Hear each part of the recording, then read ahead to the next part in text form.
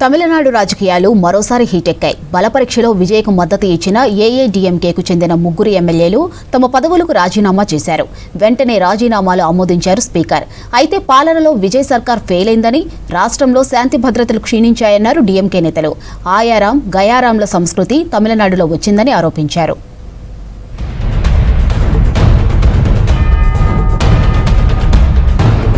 తమిళనాడులో ఏఐడీఎంకే ఎమ్మెల్యేలు ముగ్గురు తమ పదవులకు రాజీనామా చేశారు. కుమ్రవేల్ జయకుమార్, సత్యభామ తమ రాజీనామా లేఖలు స్పీకర్ జేసీడీ ప్రభాకరన్ కు సమర్పించారు. బలపరీక్ష సమయంలో ఈ ముగ్గురు ఎమ్మెల్యేలు టీవీకే అధినేత విజయ్కు మద్దతిచ్చారు.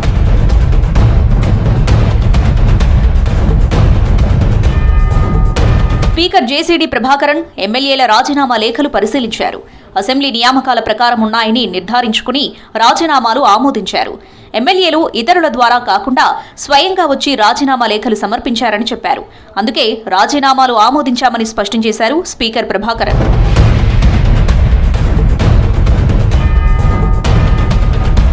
ముగ్గురు ఏఐడీఎంకే ఎమ్మెల్యేల రాజీనామాలపై ఫైర్ అయ్యారు డీఎంకే సీనియర్ నేత ఆర్ఎస్ భారతి.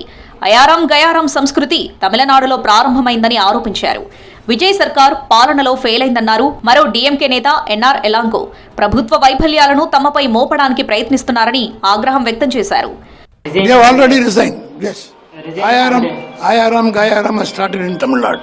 రాజీనామా చేసిన ముగ్గురు ఏఐడీఎంకే ఎమ్మెల్యేలు కుమ్రవేల్ జయకుమార్, సత్యభామ మంత్రి అదవ అర్జున్తో భేటీ అయ్యారు. వారికి శాలువా కప్పి సన్మానించారు మంత్రి.